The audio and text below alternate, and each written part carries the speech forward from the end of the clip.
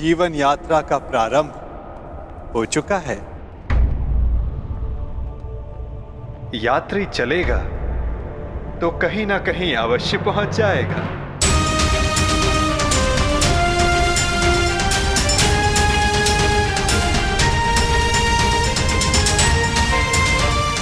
मुझे नहीं ज्ञात कि मेरा लक्ष्य क्या है, नहीं ज्ञात कि मैं संसार में क्यों आई हूं,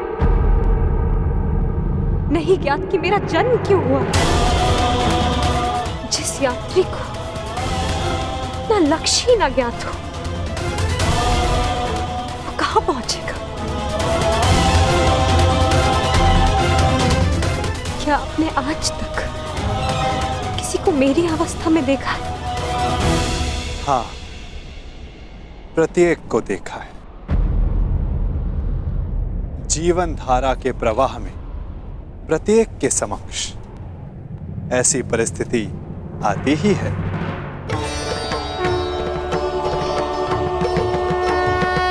मैं तो ये भी नहीं जानती कि जो इस समय मुझसे बात कर रहा है वो कौन है। मनुष्य का परिचय उसके कर्म होते हैं या किसी नहीं। नाम तो उसके स्थान, उसके वंश, उसके रूप के अनुसार रख दिए जाते हैं। परंतु तुम्हारी उत्सुकता को शांत करना भी आवश्यक है। तुम द्रुपद की द्रौपदी हो तो मैं वसुदेव का वासुदेव हूं।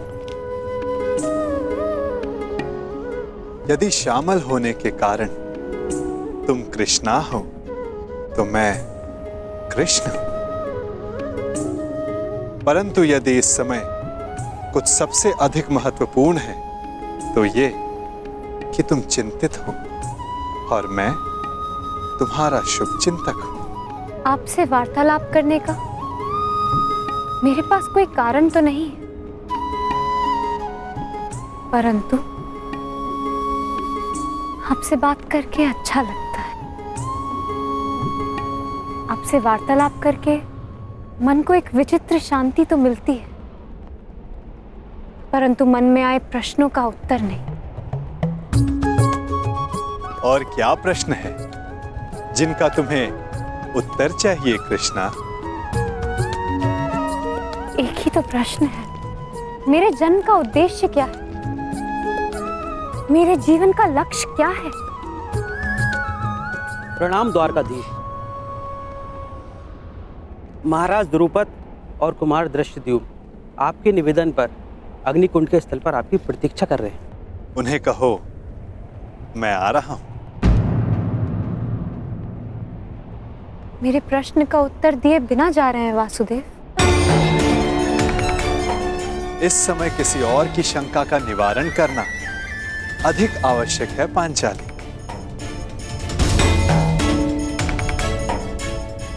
हो सकता है कि उस समाधान में तुम्हारे प्रश्नों का उत्तर भी तुम्हें मिल जाए।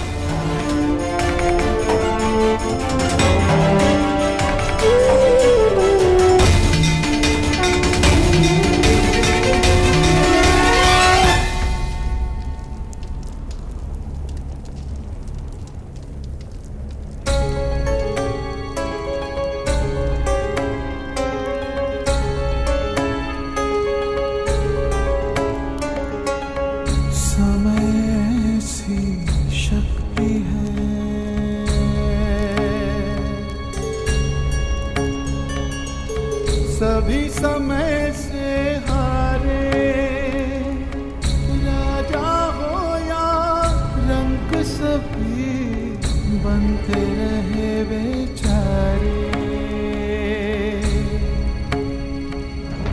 समय बड़ा महान है इस जग में, समय बड़ा महान, समय बड़ा महान है इस जग में, समय बड़ा महान।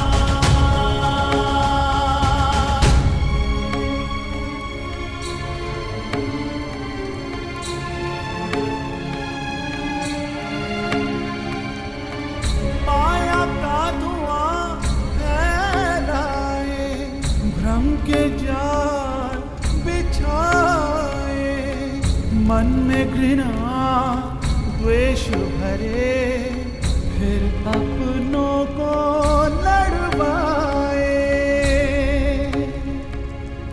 सही समय पे सत्य को लाए, झूठ को करे किनारे। राजा हो या रंक सभी बनते रहे बेचारे। समय बड़ा महान है इस जग में, समय बड़ा महान,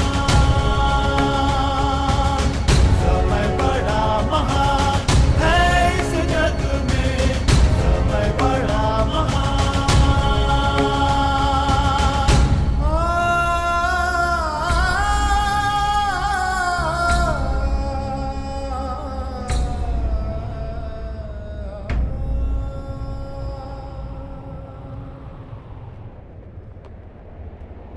मैं अपने प्रतिशोध के लिए प्रयाण कर रहा हूं। ऐसे में आपने हमें यहां क्यों बुलवाया? एक परीक्षण के लिए, एक प्रयोग के लिए।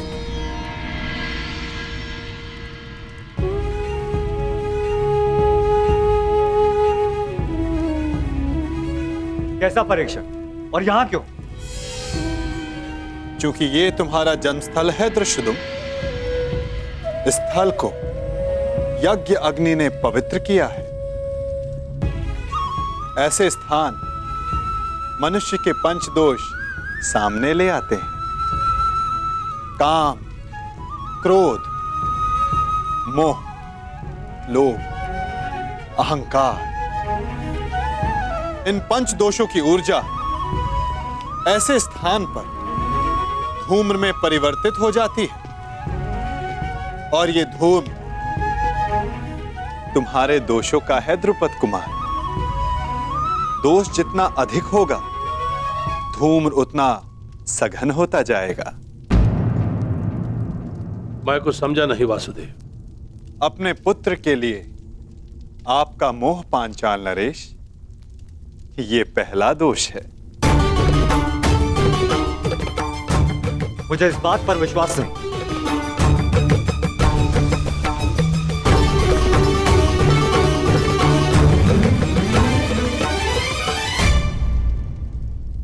धूम्र बढ़ गया ना, चूंकि दूसरा दोष समक्ष आ गया, मद। इन सब बातों का मंतव्य क्या है वासुदेव? क्या आप हमें हस्तिनापुर पर आक्रमण करने से रोकना चाहते हैं? नहीं, इसके विपरीत मैं तो इस आक्रमण में आपका साथ देना चाहता हूं पांचाल नरेश।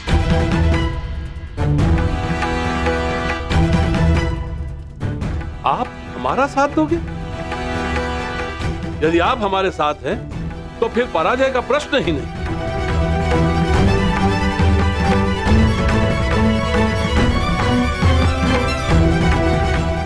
लोभ, तीसरा दोष। परंतु मैंने जो कहा, मेरा मंतव्य वही है पांचाल नरेश।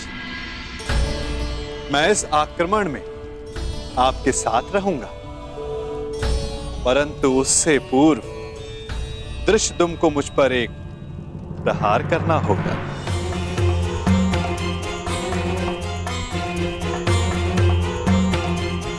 क्या?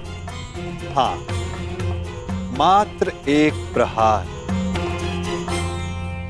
मुझे यह जांचना है कि इस युद्ध में जिसका सहभागी बनने जा रहा हूं, क्या वो मेरे साथ का पात्र है भी या नहीं। परखना चाहता हूं कि ये महायोद्धा द्रोणाचार्य का वध करने में सक्षम है भी या नहीं।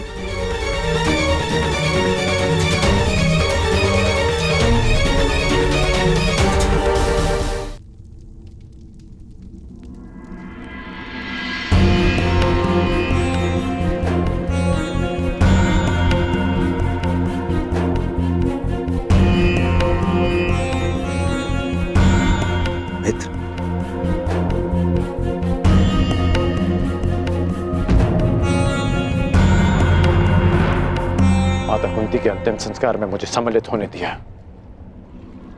उसके लिए धन्यवाद। धन्यवाद कैसा कर्ण? मैं जानता हूं माता कुंती के साथ में तुम्हारा विशेष स्नेह था। और एक बात, तुम मेरे लिए मेरे भ्राता से कम नहीं हो मित्र। कल मेरे जीवन का सबसे बड़ा स्वप्न पूर्ण होने जा रहा है। कल मेरा युवराज अभिषेक है मित्र, और यही तो तुम्हारा भी स्वप्न था ना। कर्ण, मैं जानता हूं तुम्हें लगता होगा कि जिस मार्ग पर चलकर मैंने ये मुकुट प्राप्त किया है वो उचित नहीं है। परंतु यदि तुम, मैं आ जाऊंगा। तुम्हारे अभिषेक के लिए मैं प्रस्तुत रहूंगा।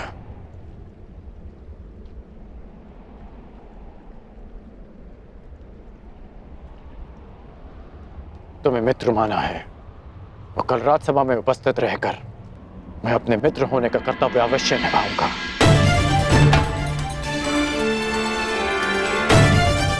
मैं जानता था मेरा ये मित्र मुझे कभी निराश नहीं करेगा।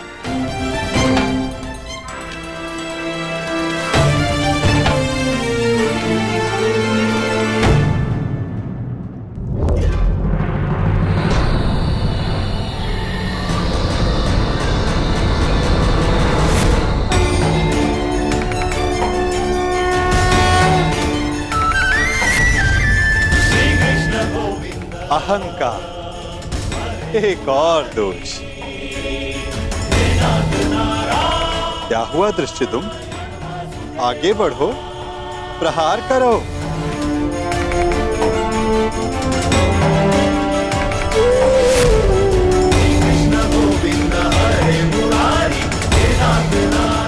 क्रोध अंतिम दोष।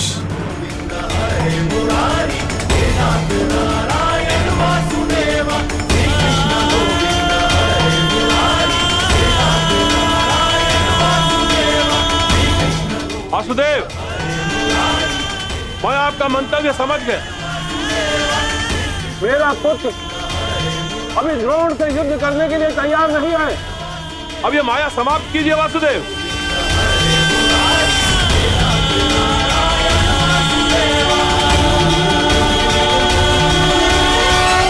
माया का बाण छूट चुका है पांचाल नरेश। जब तक सारे लक्ष्य भेद नहीं देता, रुक कैसे सकता है? अब कौन सा लक्ष्य शेष है?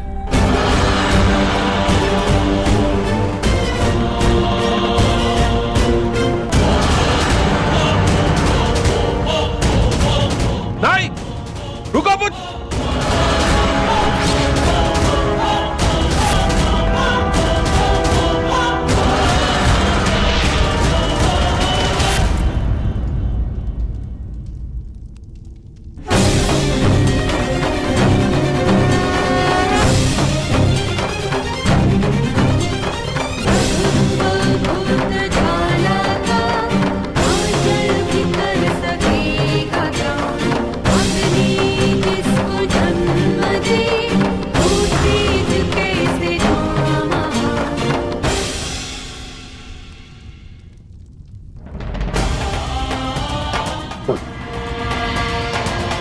तुमने मेरे प्राणों की रक्षा की।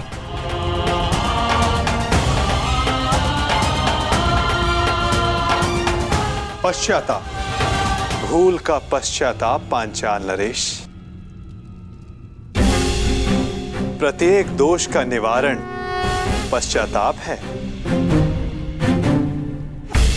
आपकी पुत्री 5वीं पंचकन्या है। इस युग की इकलौती। पहली 4 त्रेता युग में आई। अहिल्या, मंदोदरी, सीता और तारा। और अब द्वापर युग को प्रतीक्षा थी 5वीं पंचकन्या की, द्रौपदी की।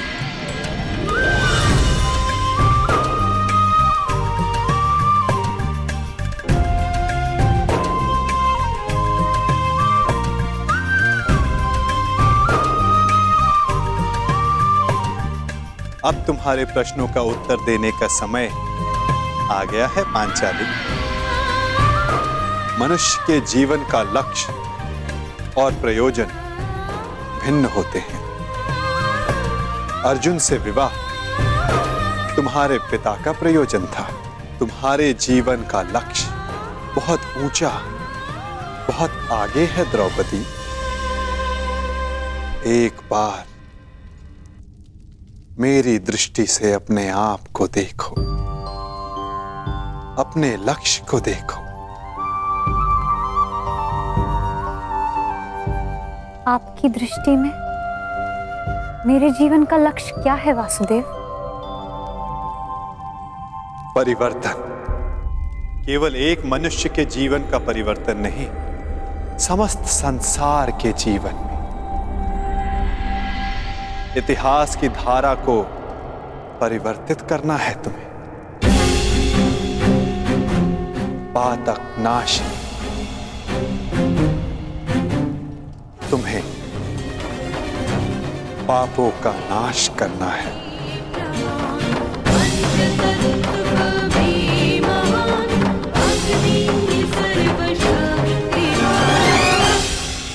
आपने मेरी आंखें खोल दी केशव। मैं सौभाग्यशाली हूं पुत्र कि मुझे द्रौपदी जैसी पुत्री प्राप्त हुई। वासुदेव, अब आप ही मेरा मार्गदर्शन कीजिए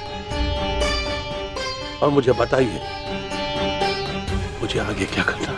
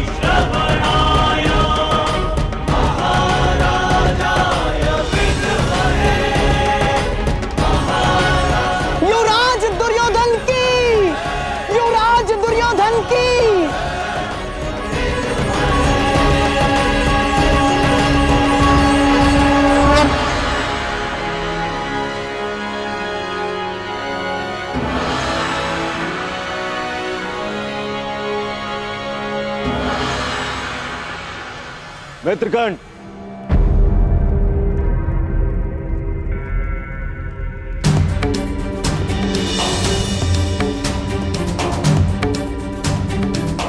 आज मैं बहुत प्रसन्न हूं मित्र, क्योंकि आज मेरा सबसे प्रिय मित्र मेरे अभिषेक में मेरे साथ उपस्थित था।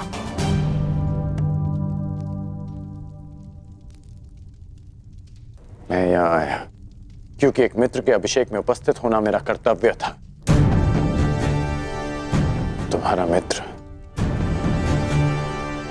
तुम्हें युवराज बने देखना चाहता था और उसकी अभिलाषा पूरी हुई,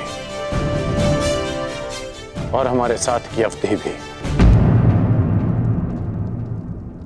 मैं सदा के लिए तुम्हारा साथ छोड़कर जा रहा हूं।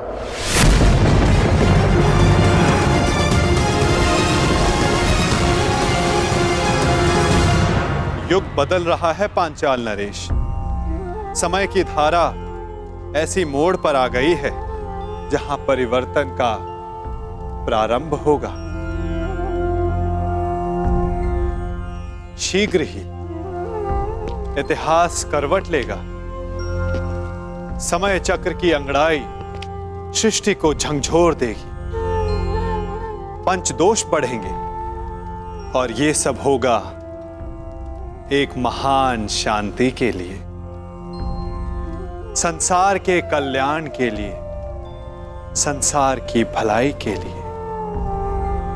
और इस दिशा में प्रथम सोपान होगा पांचाली का स्वयंवर।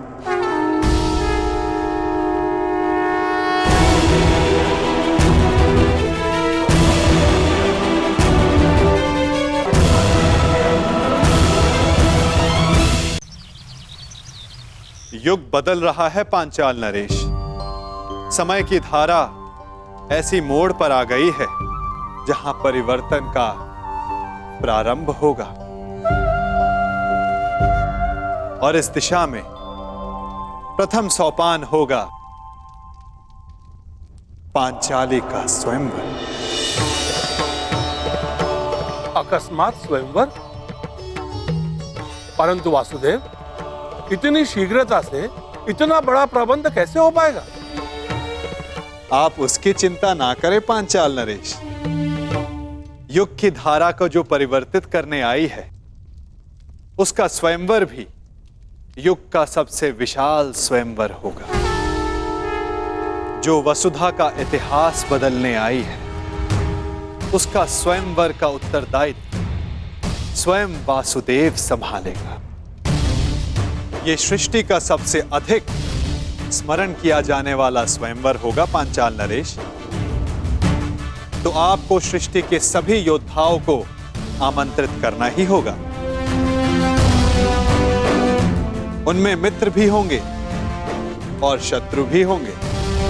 मित्रों का स्वागत आप करेंगे पांचाल नरेश, और शत्रुओं से पांचाल की रक्षा करने का उत्तरदायित्व मेरी चतुर्रंगनी नारायणी सेना का होगा। परंतु वासुदेव, प्रश्न यह उठता है कि संसार के सर्वश्रेष्ठ योद्धाओं में से हमारी पुत्री द्रौपदी के लिए सर्वश्रेष्ठ वर का चुनाव कैसे होगा?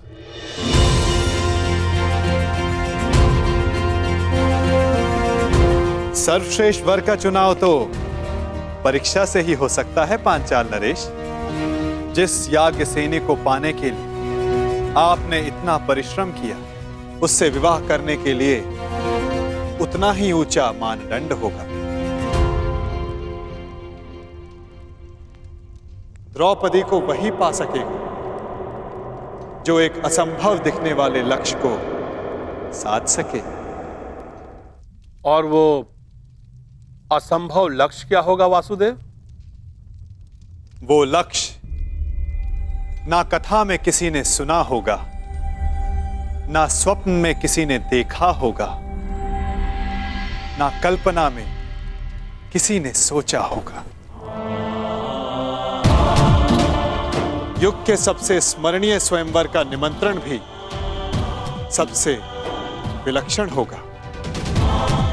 ये निमंत्रण नहीं, चेतावनी होगी कि अग्निसुता याज्ञसेनी से विवाह करने की इच्छा वही रखें जिनमें अग्नि की ज्वालाओं से खेलने का साहस है। सबसे आवश्यक बात, हस्तिनापुर को यह निमंत्रण भिजवाना मत भूलिएगा। पांचाल की ओर से आपके लिए युवराज। इसमें क्या हो सकता है?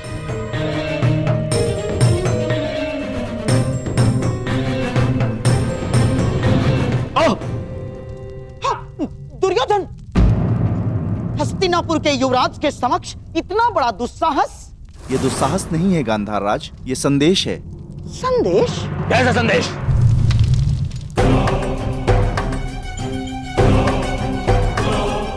वीरों का आभूषण है। वीर मनुष्य ही वो पा सकता है जिसका वो अधिकारी हो। ये स्वयंवर इस युग का सबसे बड़ा स्वयंवर होगा, क्योंकि संसार का सबसे बड़ा और सच्चा योद्धा ही पांचाल राज की कन्या का वरण करने का सौभाग्य प्राप्त कर सकेगा। परंतु स्मरण रहे, ये स्वयंवर एक अग्नि परीक्षा सिद्ध होगा। वो अग्नि जो पवित्र को अधिक पवित्र करती है और अपवित्र का नाश करती है।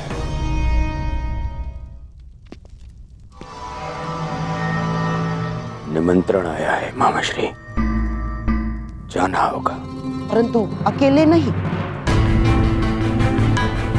क्यों? आपको मेरे बल पर विश्वास नहीं है मामाश्री? हाँ है, परंतु उसकी माया पर नहीं। इस संसार में एक वो ही है जिसको लेकर मैं सदैव चिंतित रहता हूँ, और वो इस स्वयंवर में अवश्य आएगा। कौन? बताइए मामाश्री।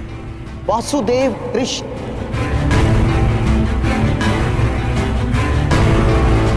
वासुदेव कृष्ण? हाँ,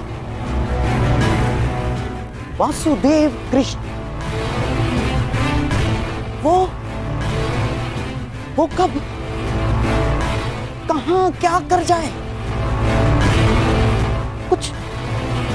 कुछ कहा नहीं जा सकता।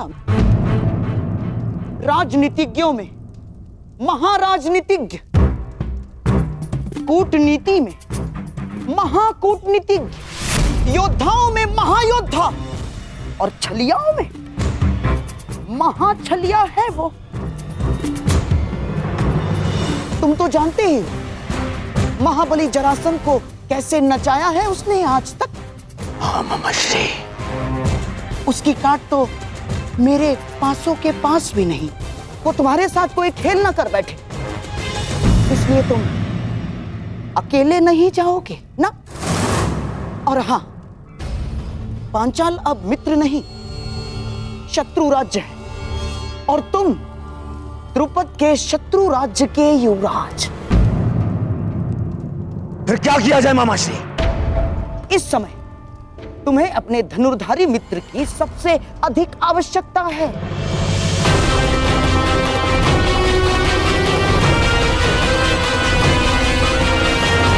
अर्थात कर्ण की। मैं तुमसे और राजवंश के सभी कुचक्र और चेष्टाओं से अपना बंधन तोड़ता हूं। आज के पश्चात हमारा कोई संबंध नहीं। मैं सदा के लिए तुम्हारा साथ छोड़कर जा रहा हूं। आएगा, अवश्य आएगा। सच मामाश्री? हाँ, मेरी एक चाल से कर्ण तुमसे दूर हुआ। अब मेरी ही एक चाल से वो वापस भी आएगा।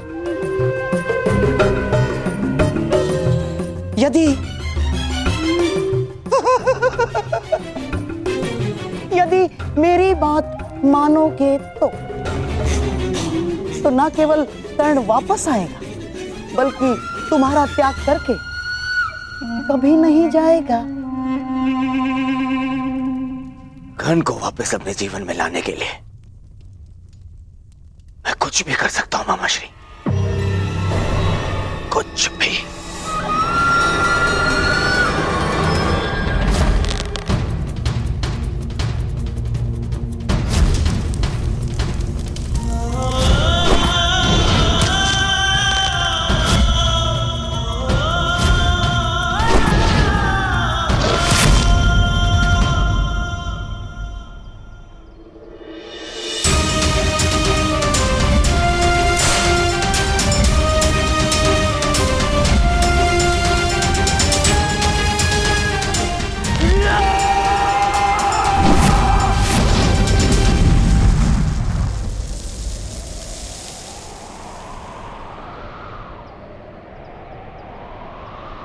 व्यथित हो।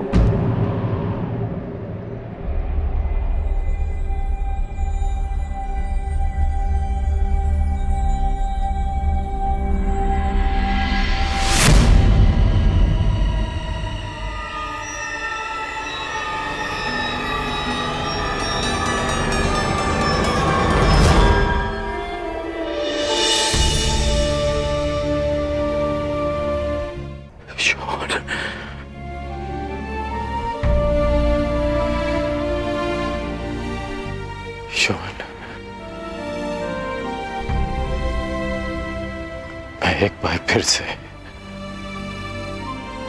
असफल हुआ। उस समय ना तुम्हारी रक्षा कर पाया था, और और इस समय ना कुंती मां की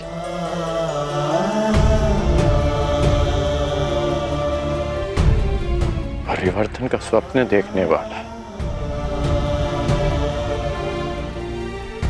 अन्याय का प्रतिकार करने का वचन देने वाला ये कर्ण नियति की कसौटी पर असफल हो गया। परिवर्तन लाना, अन्याय का प्रतिकार कर पाना यदि इतना सरल होता कोई भी कर लेता। उसके लिए राधे को इतना परिश्रम करने की, इतना कष्ट सहने की कोई आवश्यकता नहीं। आप नियति की कसौटी पर असफल तब होंगे जब परिवर्तन का अपना स्वप्न छोड़ देंगे। राजकुमार दुर्योधन का साथ छोड़कर कहीं आप परिवर्तन के अपने लक्ष्य से दूर तो नहीं जा रहे? मैंने दुर्योधन का साथ छोड़ा क्योंकि नीति की स्थापना अनीति का साथ देकर नहीं कर सकते। मैं जन्म पर कर्म की श्रेष्ठता सिद्ध करना चाहता हूं और वो अनुचित कर्म के साथ नहीं हो सकती। यदि अंक का मुकुट त्याग दिया तो आपके दायित्व का क्या होगा? मैंने मुकुट को छोड़ा है, अपना दायित्व नहीं। परिवर्तन के लिए मेरा संघर्ष सदा रहेगा। तो अंग हो या भुगत ग्राम, क्या अंतर पड़ता है? जब आपके प्रयास के लिए अंग या भुगतग्राम में अंतर नहीं है तो हस्तिनापुर क्यों नहीं? आप ही कहते थे ना कि परिवर्तन सोच से प्रारंभ होता है, और जिस राजकुमार दुर्योधन ने आपकी सोच का साथ दिया, शकुनी उसकी सोच को मैला कर रहा। कुमार दुर्योधन आपके मित्र हैं। यदि आप उनके साथ रहते तो कदाचित उन्हें अनुचित मार्ग पर जाने से रोक पाते। दुर्योधन का साथ छोड़ना उचित प्रतिक्रिया हो सकती है, परंतु क्या ये उचित हल है? मैंने दुर्योधन का नहीं, उसके कर्मों का, उसके निर्णय का साथ छोड़ा है। एक योद्धा मित्र के लिए मैं संसार में किसी के भी विरुद्ध खड़ा हो सकता हूं, परंतु षड्यंत्रकारी के लिए नहीं, कभी नहीं।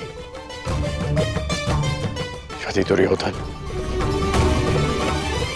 उचित मार्ग पर... अंगराज, युवराज दुर्योधन ने अपने आप को कक्ष में बंद कर लिया है और कक्ष में अग्नि लगा दी है। शीघ्र ही चलिए। अनुज,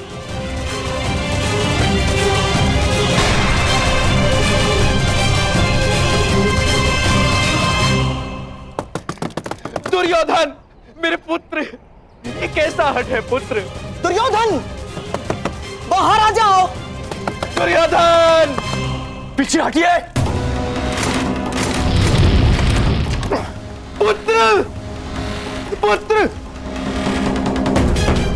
ये क्या किया तुमने? स्वयं अग्निकांड क्यों किया? एक अग्निकांड पहले किया था, परंतु उसने मेरे शत्रुओं के साथ साथ मेरे परम मित्र को भी मुझसे छीन लिया, और अब ये अग्निकांड है मेरे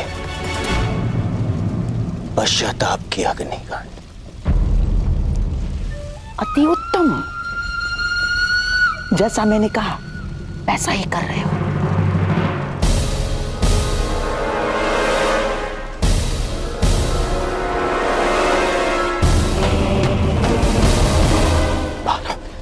बाहर आओ।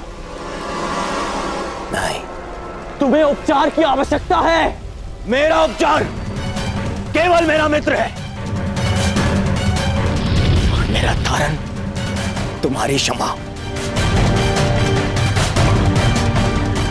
मुझे क्षमा कर दो मित्र, मैं वचन देता हूं कभी आज के बाद अपनी मित्रता को लज्जित नहीं होने दूंगा मैं। युधिष्ठिर की युवराज बनने के पश्चात मैं स्वयंवर से वश को बैठा था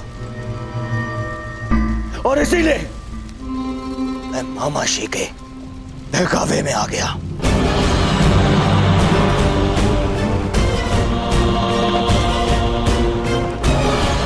अब इन बातों का कोई लाभ नहीं। धनुष से निकला हुआ बाण लौटकर नहीं आता। बाहर आओ। परंतु मैं कैसे योद्धा को अवश्य जानता हूं जिसमें अपना बाण वापस लाने की क्षमता है, और वो तुम हो मित्र, तुम हो वो।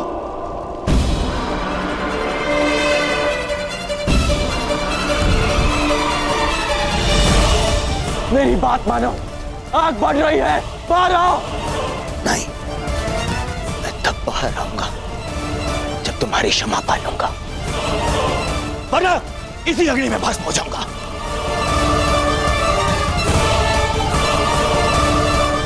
तुम्हें तो पीड़ा उठाया है ना मित्र, परिवर्तन का। तो मुझे एक अवसर तो दो ताकि मैं यह सिद्ध कर पाऊं मेरा मन भी परिवर्तित हो गया है। बाहर आओ। कहो मित्र, क्या तुमने मुझे क्षमा किया?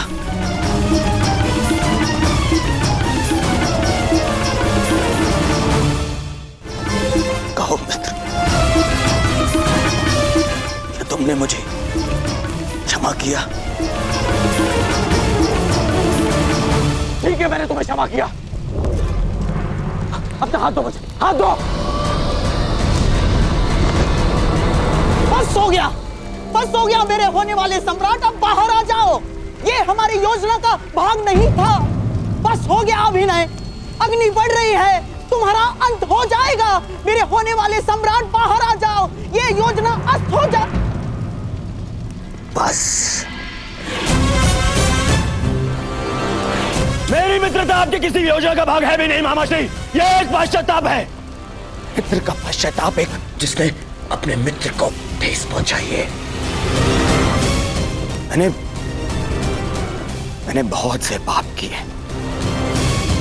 परंतु उनका मूल्य मैं तुम्हें खोकर नहीं चुकाना चाहता। बोलो कर, तुम मेरे साथ हो?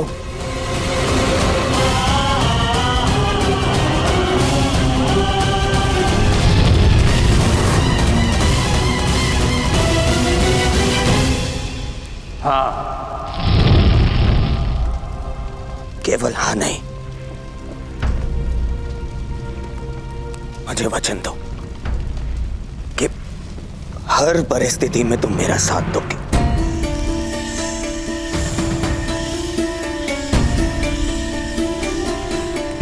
मैं वचन देता।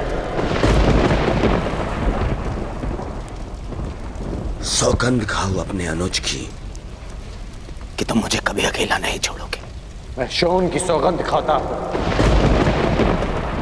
कि मैं अपने मित्र को अकेला नहीं छोड़ूंगा।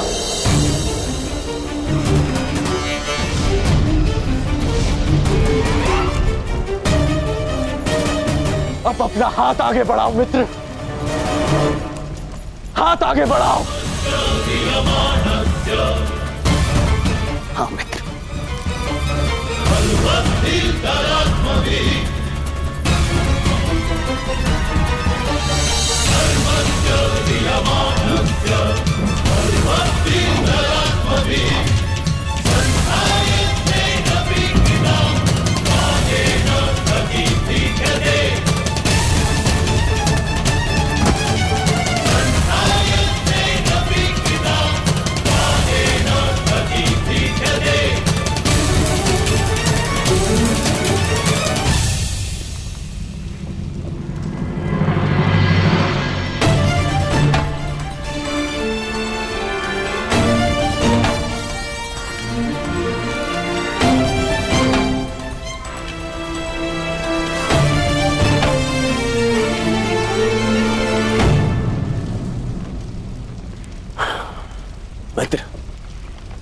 एक वचन तुमने मुझे दिया और अब एक वचन मैं तुम्हें देता हूं। आज के बाद कभी कोई कुचक्र नहीं रचूंगा, कभी कोई ऐसा कर्म नहीं करूंगा जो तुम्हारी दृष्टि में अनुचित हो। तब तक नहीं जब तक कोई मुझे उकसाएगा नहीं।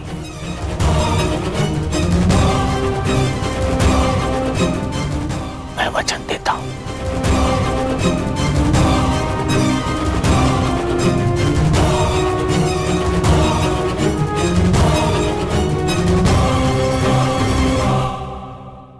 वासुदेव, मैं अब तक आपको तनिक भी नहीं समझ पाई हूं। क्या मैं इतना जटिल हूं पांचाली? परंतु आप इतने सरल भी तो नहीं। जब मेरे पिताश्री ने मुझे अस्वीकार किया था, तब आपने ये सुनिश्चित किया कि वो पूरे सम्मान के साथ मुझे स्वीकारे।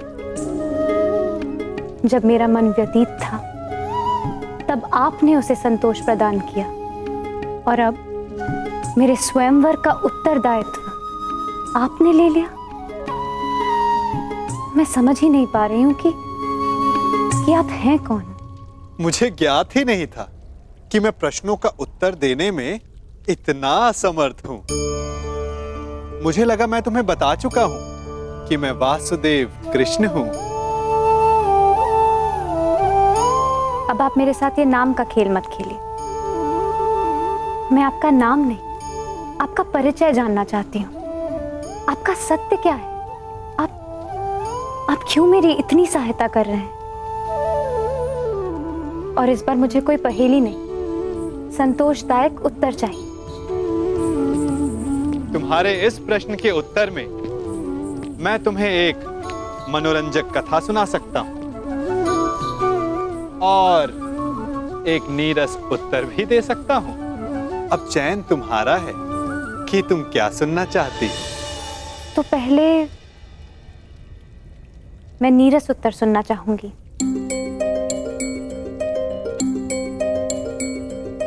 तो सुनो, मैं तुम्हारा सखा हूं, तुम मेरी सखी, और मित्रों को सदैव एक दूसरे की सहायता करनी चाहिए। इसीलिए मैं तुम्हारे साथ हूं। और मनोरंजक कथा क्या है? कथा ये है, बहुत समय पहले मैंने एक स्वप्न देखा कि मैं और तुम पहले भी मिल चुके हैं सखी। इस लोक से, इस संसार से भिन्न एक संसार में, और वियोग से पहले हमने एक योजना बनाई थी कि हम फिर से मिलेंगे। मानवता और संसार को एक नई दिशा देने के लिए, सूर्य और किरण की भांति संसार को एक नए दिवस का प्रकाश देने के लिए।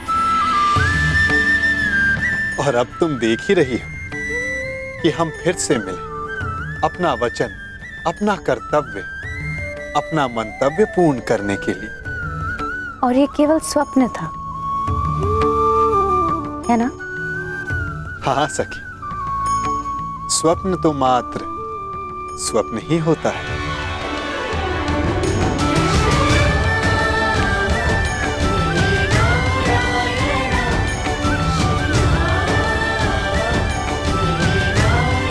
परंतु मेरा स्वप्न सदा नवीन सृष्टि का निर्माण करता है, और सृष्टि को नई दिशा देने का समय आने को है।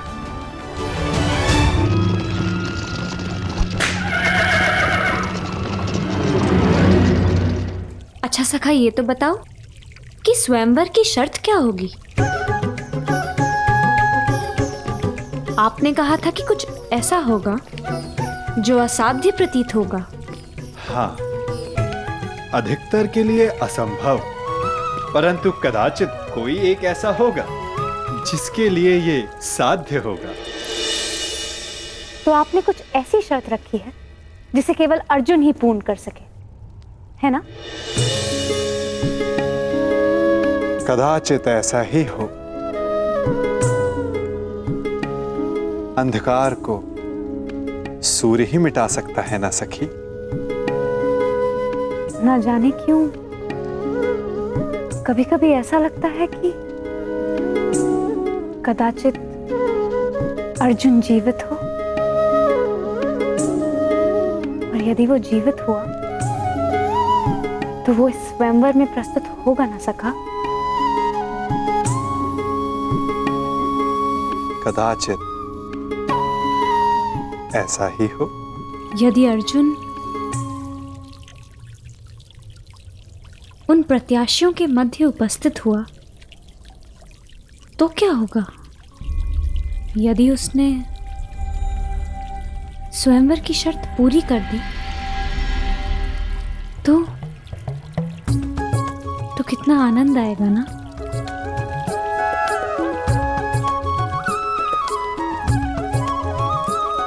कदाचित।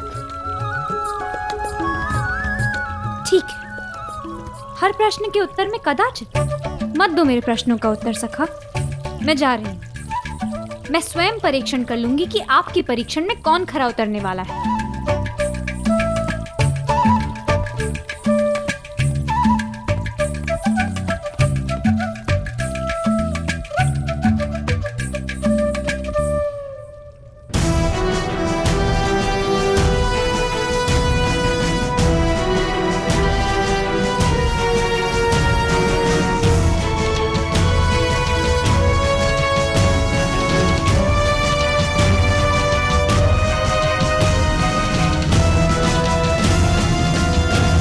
परीक्षण तो तुम्हें ही करना है सखी, परंतु निर्णय तुम मेरे बिना नहीं कर पाओगी।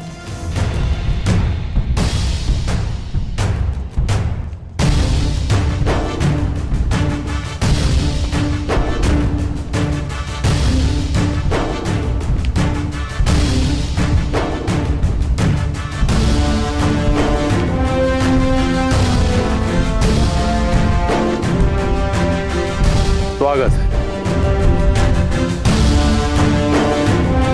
पांचाल नरेश हस्तिनापुर के युवराज का स्वागत करता है। आपके स्वागत में चुनौती है पांचाल नरेश, परंतु आपका स्वागत मैं स्वीकार करता हूं। आओ कर।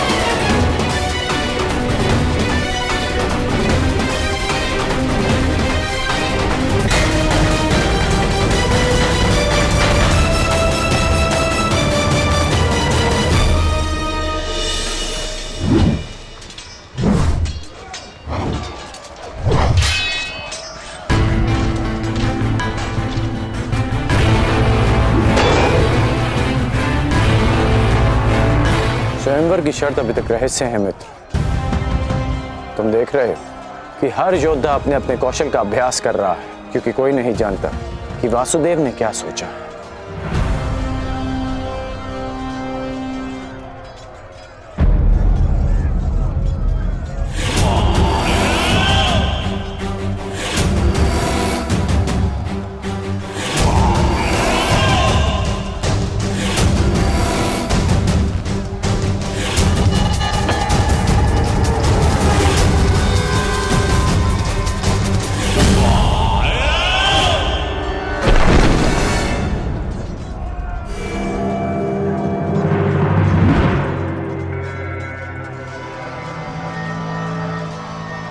मित्र, यदि परीक्षण में गदा युद्ध मेरी विजय तो निश्चित ही, 5 पत्र एक ही पंक्ति में और एक ही बाण से सबको साधना है। आओ प्रयास करें।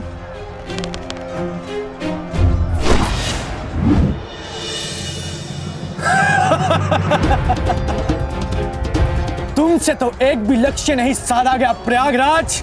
तुम तो अपना धनुष ही उठा लो, वही पर्याप्त है काशी नरेश।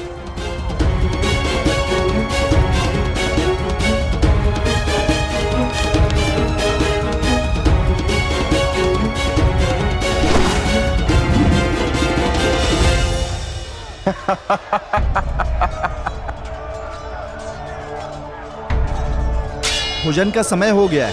सभी महानुभाव से निवेदन है कि आतिथ्य लेकर हमें कृतार्थ करें। अब अभ्यास भोजन के पश्चात करेंगे। चलो चलो मित्र। तुम चलो मित्र, मैं कुछ समय में आता।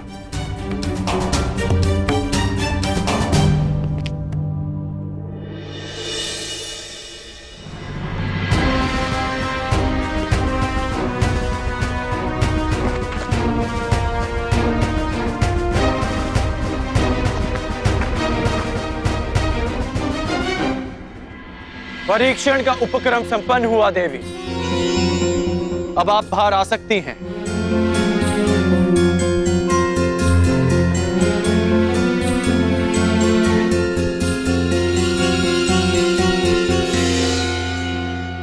परीक्षण का उपक्रम संपन्न हुआ देवी। अब आप बाहर आ सकती हैं।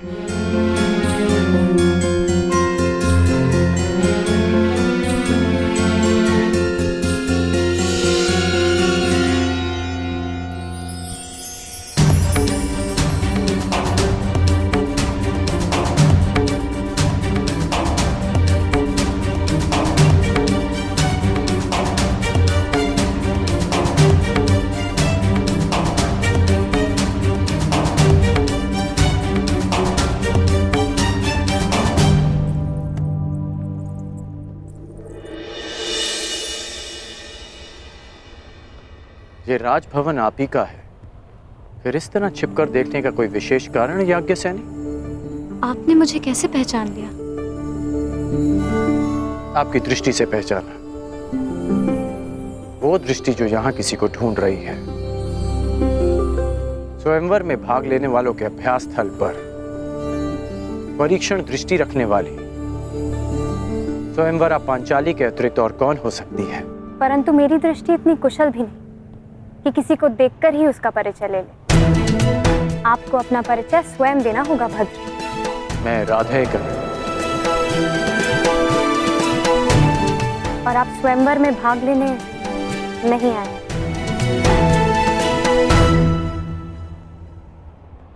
आपको कैसे पता? अब मेरी दृष्टि इतनी अकुशल भी नहीं कि स्वयं पर पड़ने वाली दृष्टि को समझ ना पाऊं। यदि आप कोई प्रत्याशी होते तो आपकी दृष्टि कुछ और ही होती। तो यज्ञ से राजकुमारी पांचाली चतुर भी है। ठीक अनुमान लगाया आपने। मैं यहां केवल अपने मित्र के साथ आया हूं।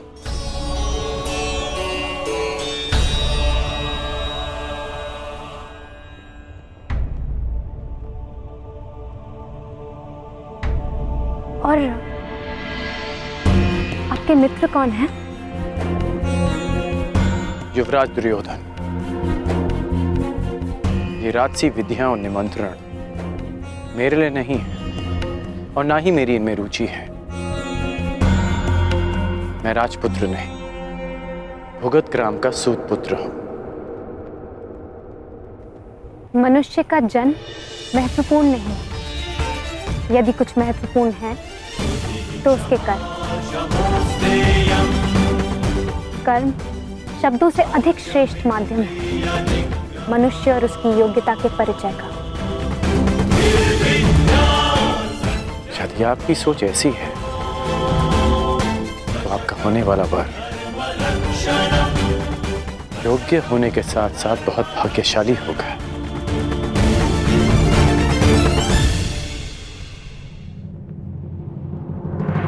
और आपकी योग्यता, आपका कौशल क्या है राधे?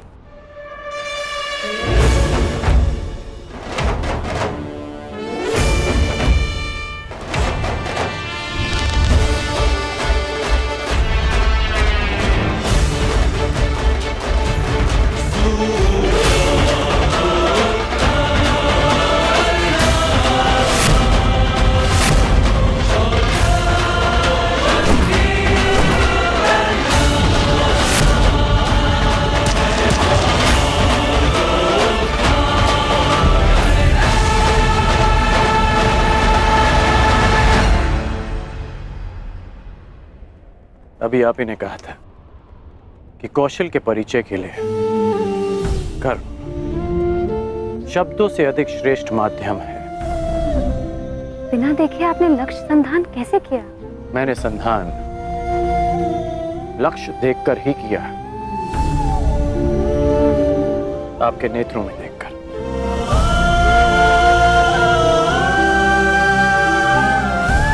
प्रणिपात राजकुमारी।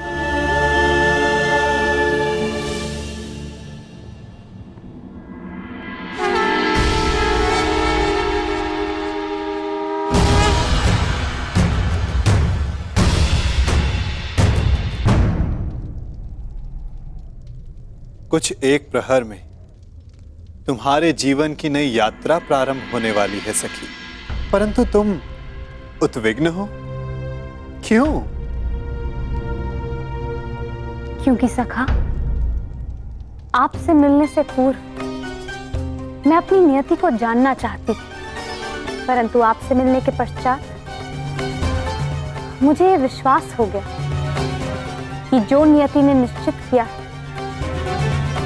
वो अवश्य होगा। निसंदेह। यदि मैं अर्जुन की भार्या बनने इस संसार में आई थी, तो फिर मैं जीवित क्यों हूं? यदि अर्जुन ही जीवित नहीं? तुम्हारा प्रश्न उत्तम है सखी, परंतु उत्तर नियति के पास है।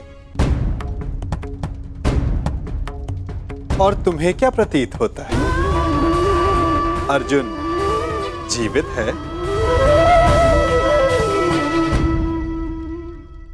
और तुम्हें क्या प्रतीत होता है? अर्जुन जीवित है?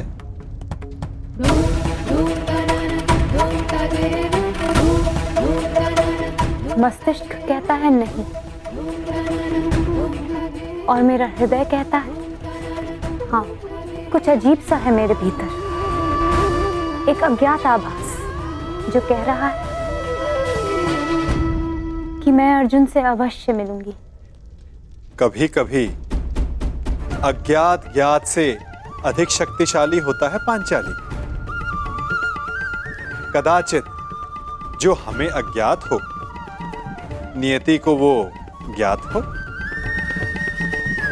परंतु कभी कभी ज्ञात अज्ञात से अधिक महत्वपूर्ण होता है हमारा चयन। जैसे इस स्वयंवर में महत्वपूर्ण है तुम्हारा चयन। वाह वासुदेव, आपने मेरे स्वयंवर की शर्त रखी जिसे पूर्ण आकार देने वाला मेरा वर होगा, तो मेरा चयन तो स्वतः समाप्त हो गया ना? नहीं सखी, जो शर्त पूरी करेगा उसका वर्ण तुम कर सकती हो, परंतु ये तुम्हारा अधिकार है कि किस वर को तुम नहीं चुनती हो।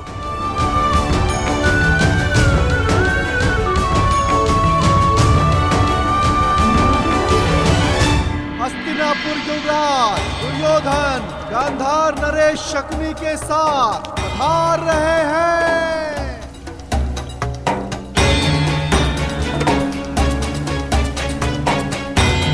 अब प्रवेश कर रहे हैं भद्र नरेश शल्य।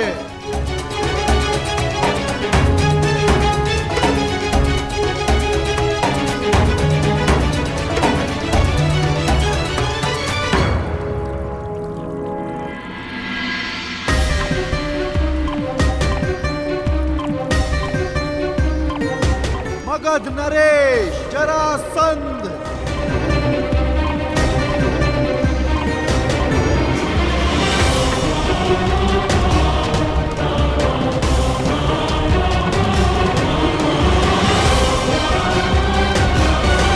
आप यहाँ अतिथि हैं मगध नरेश, इस स्वयंवर के प्रत्याशी, और मैं यहाँ स्वागत करता हूँ।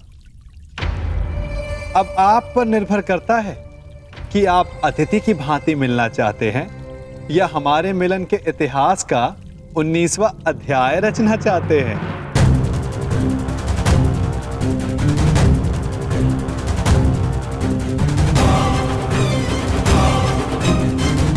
मगर नरेश, स्वागत है आपका।